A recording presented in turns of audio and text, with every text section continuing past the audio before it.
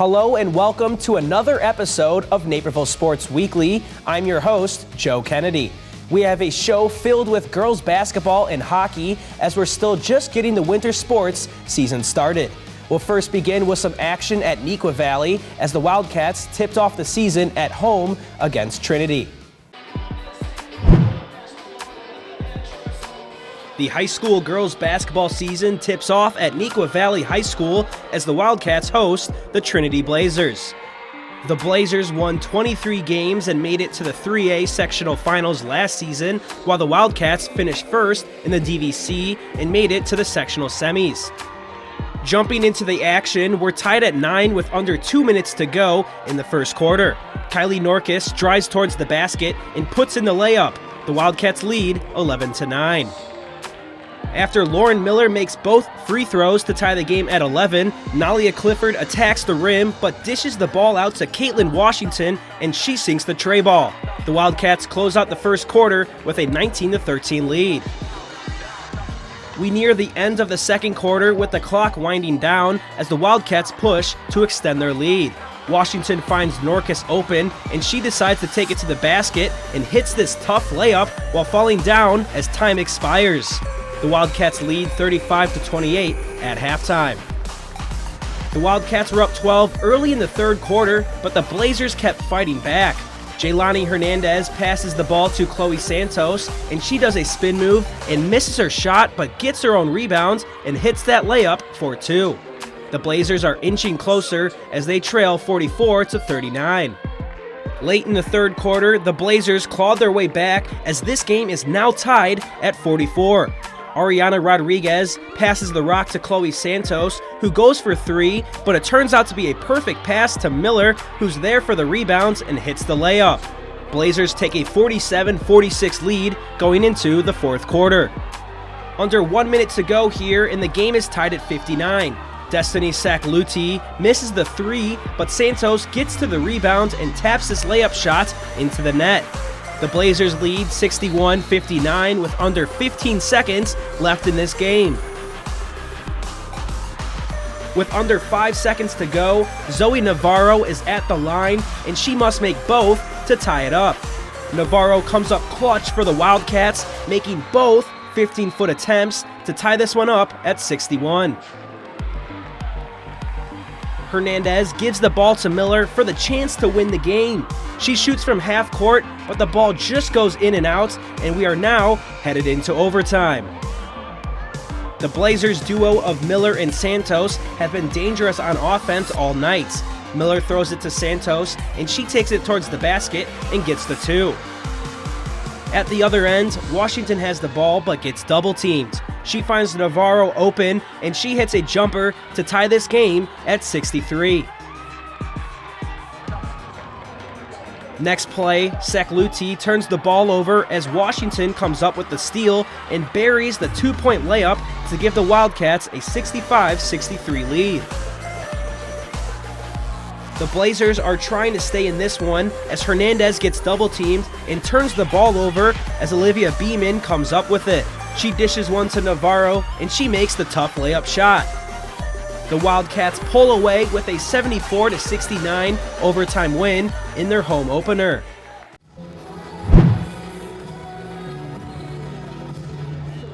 It's game one of the Naperville Central Bennett Tip-Off Tournament with a Friday night contest between the Naperville Central Redhawks and the Oswego Panthers. There's action from the jump as Emerson Burke steals the ball and drives to the basket, only for the ball to be swatted out of bounds by Peyton Johnson.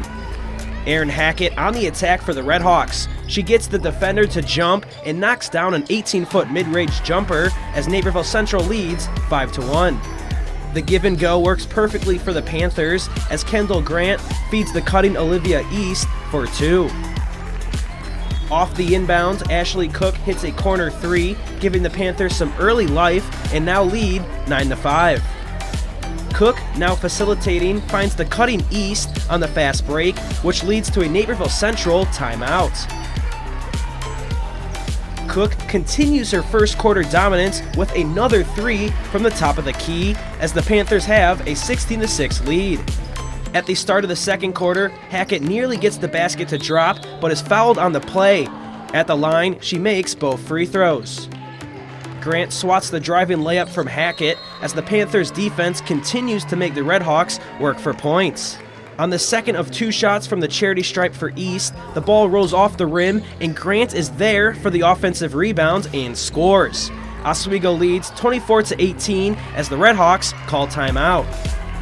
Naperville Central gets 2 offensive rebounds here, and in the end, Hackett drains the tray ball as Central trails by 3. With good ball movement, the Panthers find Maggie Voller open for 3 as they answer with one of their own.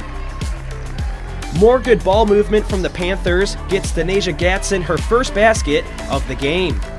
Hackett attacks the basket again and is fouled. This time, she gets the 2 and converts the and 1 at the line as Naperville Central trails 30-28 at the half. Momentum changed on this play as Eleni Nikoludis grabs the offensive rebound and finds Tessa Williams for 3, and with that, the Redhawks get their first lead since the beginning of the first quarter. With her second 3 in back-to-back possessions, Williams gets the feed from Annabelle Kritzer, and the Naperville Central lead grows to 38-34. Up 52-40 to start the fourth, the Redhawks are looking to put this one away. The Panthers, however, cut the lead to single digits with McGurnick's third 3 of the game. Nico Ludis gets back-to-back baskets as that just about puts the game away for the Redhawks. Hackett leads the night in scoring, and Nico Ludis grabs double-digit rebounds en route to a Naperville Central 62-50 win over Oswego. Being able to help my team defensively with rebounds on both ends, defensively and offensively, is always nice to be able to do, to contribute in any way possible. I definitely think our halftime talk helped us improve, definitely, and work as a team. We just have to kind of find our rhythm now. We found it in the second half, so it's just a whole new team, so we just have to find our rhythm. The Bennett Academy girls basketball team finished as runner-up at last year's IHSA 4A state final. When we return, let's check out how the Red Wings fared in their season opener. It's a robotic money expert. Clever. How do I start a savings habit? Famous cabbage. Savings habit. Shaving rabbits. Tech can make life simpler, but when it comes to savings habits, nothing's as simple as BMO. A BMO savings account helps you build the habit with a cash reward every month you save. Cash reward. Ingenious. Sardine fest. This year's top prize goes to BMO. I'm just in it for the saving, but it's nice to be recognized. BMO. We live in a safe community, but not a crime-free community. If you see something, say something. Be a Naperville Crime Stopper.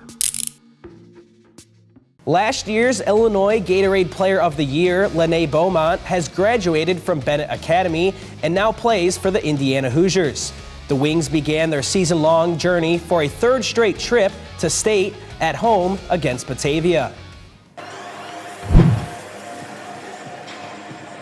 Girls basketball starts this week as Bennett Academy is looking to start the season strong after finishing as runner-up in last year's IHSA 4A state finals.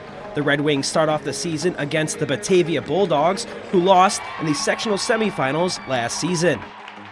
We start things off in the first quarter with Bennett up 6-5. Brooke Carlson takes the pass and outruns the Red Wings defense, pushing her way through for a layup and gets the and one to go.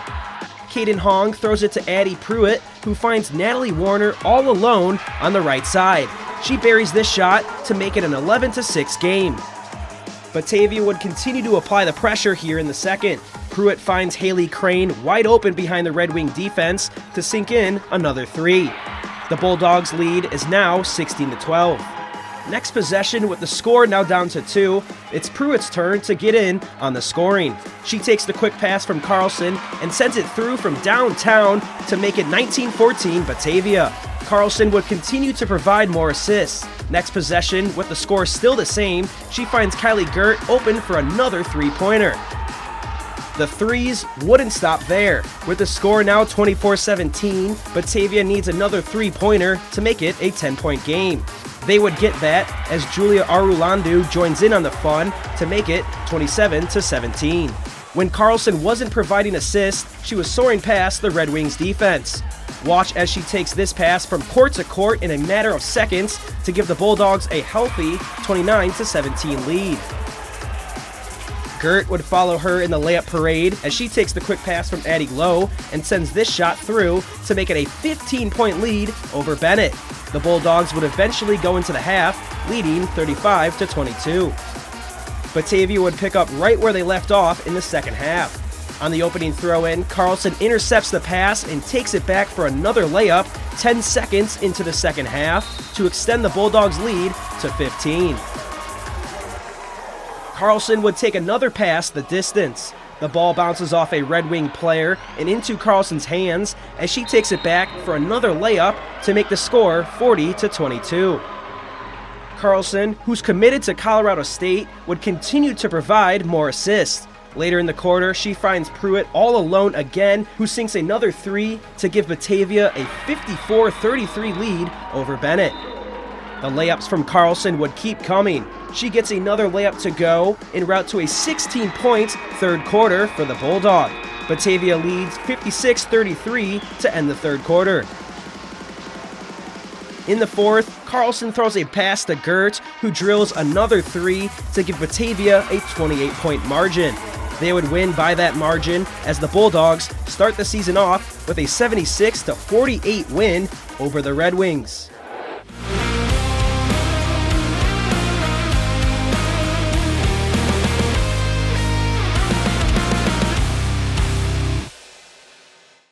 We'll head to Neuqua Valley, where the Wildcats opened the regular season against Trinity. With 5 seconds remaining in the game, Neuqua Valley's Zoe Navarro must make both free throws to extend the game to overtime. She leaves no doubt on the attempts, hitting nothing but nylon, and comes up clutch for the Wildcats. In overtime, Navarro gets the pass inside and wiggles her way to the right block before making a tough shot. It brought the Neuqua lead to 4, and the Cats went on to win 74-69. A great job by Navarro for hitting the free throws and giving her team a chance to win in overtime. When we return, we'll learn about how some typical crosstown rivals have combined forces to play on the same team.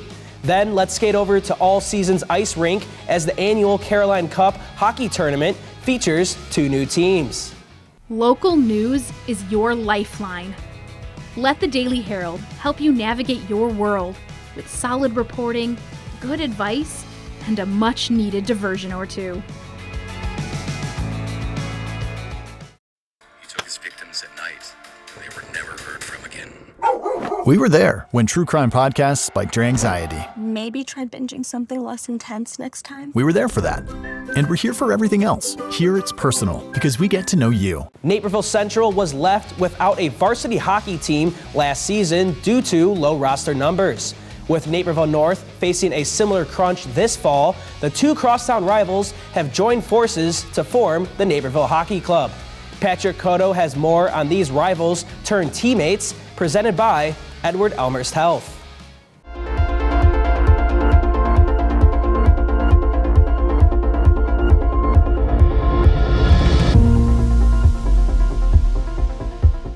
Naperville North and Naperville Central always put on a fantastic showing when the rival schools go head-to-head for their yearly crosstown showdowns, no matter the sport. This winter, these historic rivals must bond and work together on the ice as members of the brand new Naperville Hockey Club. The formation came due to low numbers in both programs, which led to Naperville Central not having a varsity team at all last season. You're in a Naperville settlement, so it's pretty much, it's landlocked. There's not really any new development coming in. It's an older subdivision of Naperville. Not too many new families coming in, and then when there is, they have real young children, so majority of them are not even in school yet. So the numbers have just been dwindling as far as it coming to the high school hockey part of it. I didn't believe it at first. I was kind of shocked because it's North, but I like it. It's awesome. I like getting together with the boys, but we're doing great so far, so that's what matters. The Naperville Hockey Club becomes the second combined team in the area, with the other being the Warriors Hockey Club, made up of Metea and Waubonsie Valley players. With both high schools teaming together, you'd figure that Husky-Red Hawk rivalry would play a minor factor, but thanks to their time spent together in the youth hockey club days, any bad blood is not showing up on the ice. A lot of these guys actually end up growing up playing youth hockey, playing club hockey together. From my eyes and from what I'm seeing and then hearing between the locker room, between the bench, it's gone pretty good so far. I didn't really know how it was gonna turn out at the start. I didn't know how the relationships would work out, but I think it's been good so far. We've really clicked and created new friendships and stuff. This is not the first time that the Redhawks and Huskies have teamed up during the hockey season. A decade ago, the Naperville North program was shut down for 2 years due to low roster numbers, forcing Husky players to join Naperville Central JV and varsity programs during the time. For the Central players who didn't even have a varsity season last year, the idea of teaming up with their crosstown rival still came as a surprise. But in a sport like hockey, you need to have trust in your teammates if you are going to have any kind of success, so the transition has been a smooth one since the start. Initially, it was kind of nervous because it's two different schools coming together, but it's been great. So we do see a difference on JV and varsity with North and Central players. It's more of North on varsity, but it's been great. It's a lot more intensity than I thought it would be, and the boys really do care. So it's been a great season so far, and I'm looking forward to another strong rest of the season. Most of the lines are mixed with Central and North kids, so we've grown together and just formed a better team. While some of the former Huskies might not be crazy about the amount of red in the new uniforms, the club is off to a great start this season, which includes a recent 6-4 win in the Caroline Cup semifinals against the Oswego Co-op.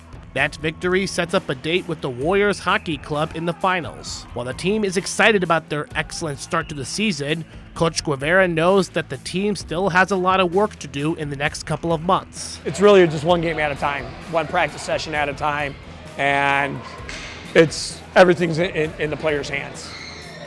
So I mean, we're just there, basically to guide them. With these guys, especially on the varsity end of it, we have a lot of intelligence on that team, and the support that they give one another. And again, it's in their hands. If all goes well, this group of rivals turned teammates could find themselves competing with the top teams in the Illinois West and have a chance for a playoff run in the combined division of the Blackhawk Cup. For Naperville Sports Weekly, I'm Patrick Cotto.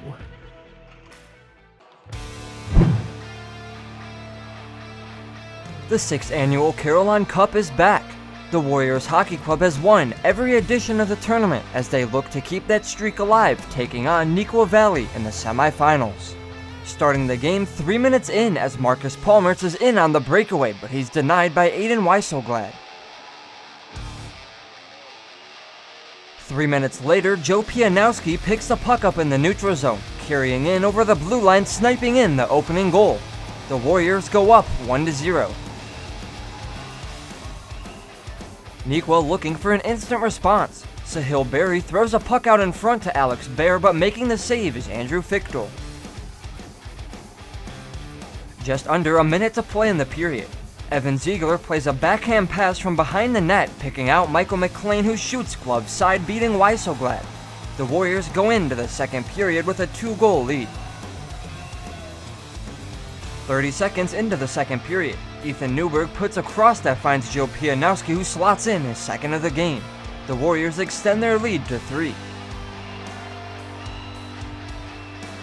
Neuqua comes right back down the ice with Jonathan Laskawa, but he's shut down twice by Andrew Fichtel.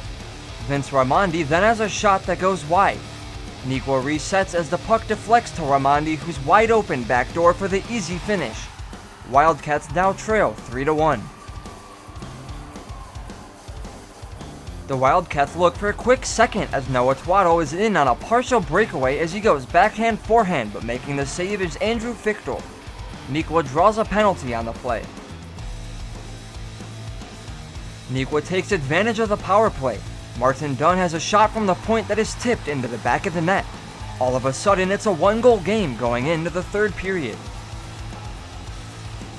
Not even 2 minutes into the third period, Evan Ziegler carries the puck into the O-zone, passing backdoor to a wide-open Michael McLean, who scores his second of the game. The Warriors go up 4-2. Just under 10 minutes to play. Jacob Dosch brings the puck in front of the net, taking a shot that is kicked away by Fichtel straight to Noah Tuato, whose slap shot rings off of the crossbar. Nikwa is still hanging around in this game. The shot from the point is stopped just shy of Fichtel, but he's still called into action, making 2 huge pad saves before covering. 8 seconds to play now as Elijah Houlihan picks up a loose puck, scoring an empty net goal, giving the Warriors the 5-2 win over Neuqua Valley. The Warriors Hockey Club advances to their 6th straight Carolina Cup final against the newly formed Naperville Hockey Club. We're pumped. I mean, this is our 6th year doing it. Can't get better than this. We got a Neuqua, probably our biggest rivalry. We're always excited. It's a classic, so we knew we came ready to play. We're pumped we got the win there. Yeah, that was awesome. I mean, I was pretty comfortable out there. My line mate, I've played with him a couple of years now, so I know where he's going to be. So I just knew he was going to be back there, and I just put it right there for him. And huge goals by him. Just kind of keeping our composure, like even though when we, like today in the second period, when we kind of got a little too comfortable and Neuqua got 2 on us, coming out into the third strong has really helped us win our games. So actually me and Evan been playing like way back when they were little, so we got that connection, and today he just found me in front of the net both times. The new Naperville Hockey Club, a team combined with Naperville North and Central, continues its inaugural season in the Carolina Cup semifinals. The matchup is the Oswego Hockey Club, as both teams look for a spot in the finals against the Warriors Hockey Club. Naperville is on the attack right away, with Louis Andeli shooting top shelf to make it 1-0 in the early going. The defense clears the puck and Josh Yates turns on breakaway mode and scores. It's 2-0 NHC, not even 10 minutes in. It's 3-0 Naperville as we enter the second period, and Tommy Fangman continues the scoring fiesta with the goal for himself.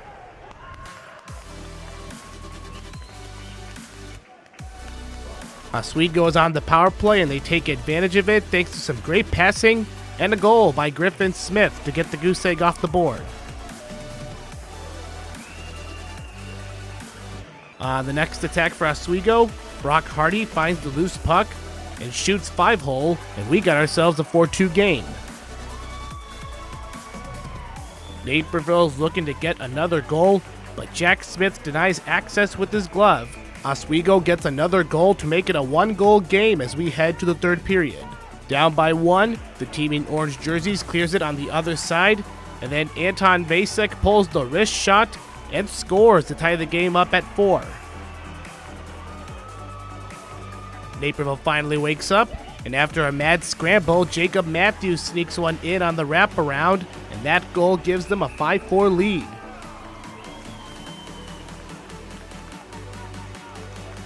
Oswego is hoping to tie it back up, but Logan Tolley's shot goes into the glove of Sam Carrollton. Time is winding down, and Jack Gilbertson puts in the dagger to seal the win. The Naperville Hockey Club will face the Warriors Hockey Club in the Carolina Cup Finals on Tuesday. We just wanted to get on them quick, try and come out of the gate and dominate, and we came out strong. We battled back a little bit, got down, and were able to battle back, but we know we're a lot better than that, so we want to come in Tuesday and try and do our thing and get the dub. It's just such a relief because it makes you just relax in such like a semifinal game like this is, and it's just a lot more relaxing to play like that. We know we got to be better. I mean, we believe that we can be better, and we need to just come out stronger and just play all 3 periods all the way through. And if we do that, we know that we're a really good hockey team. So if we can do that, yeah. The Bennett Academy hockey team is off to a great start to begin the season. After the break, we'll see the Red Wings in action against St. Ignatius. It's a robotic money expert. Clever. How do I start a savings habit? Famous cabbage. Savings habit. Shaving rabbits. Tech can make life simpler, but when it comes to savings habits, nothing's as simple as BMO. A BMO savings account helps you build the habit with a cash reward every month you save. Cash reward. Ingenious. Sardine Fest. This year's top prize goes to BMO. I'm just in it for the saving, but it's nice to be recognized. BMO.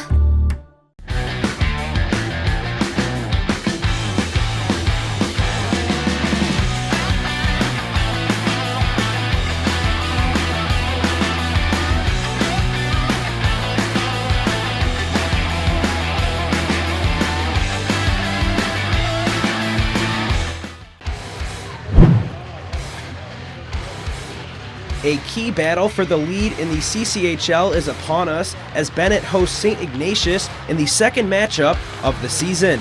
Bennett won the first game 4-2 as both teams enter with a 9-2 record, but St. Ignatius has a 2-point advantage on Bennett at the top of the league. We start things off in the first period. A bouncing puck is initially stopped by Red Wing goalie Joe Cohn, but the puck bounces back to Ryder Nardala, who shoots it through the skates and into the net. The Wolfpack take an early 1-0 lead. Nardella wouldn't be done there. Later in the first, he shoots another one from downtown and past Cohn once again. St. Ignatius would lead 2-0 at the end of the first period. Bennett would respond in the second. On a power play, Jeremy DeWilkins' initial shot is blocked by the Wolfpack, but Nico DiCoscola gets a hold of it and puts it through for the Red Wings. They cut the deficit in half. Things would get interesting later in the period. Jackson Steinloff slides it over to Austin Hayes, but his shot can't even get off due to goalie interference. The Wolfpack are given a penalty shot, and Steinloff takes it. He's able to outmaneuver Benjamin Kiesla and put the Wolfpack back up 3-1. St. Ignatius were hungry for more in the second. On the penalty kill, Tiernan Reinen isn't phased as he loops behind the net and goes 5-hole to extend the Wolfpack lead to 4-1. Later in the period, St. Ignatius with the puck, and Francis Dunley's quick pass goes to Callum Chinland, who buries it to put St. Ignatius up 5-1 after 2 periods. Bennett would try to answer in the third. After initial scrum at the crease, Hudson Schlee is able to squeeze it in to give the Red Wings a bit of life, down 5-2 early in the period. The Wolfpack would respond just minutes later as Egan Ryan flicks it to Maxwell Meyer, who sinks it in the back of the net to put St. Ignatius up 6-2. The Red Wings would try to get things going later on as Hudson Howick's quick wrister is good for a third Red Wings goal, but the margin was too insurmountable as St. Ignatius evens the season series, winning 6-3. Yeah, on both goals, it was just kind of the puck came up and just trying to get it on net for a rebound or anything. It just, both of them just snuck in. Good to get the boys rolling. I mean, the CCHL is kind of like, we expect to win every game in the CCHL. Losing that one earlier wasn't obviously ideal. We had 8 guys out sick, so that was probably the reason, but we don't expect to lose another CCHL game this year.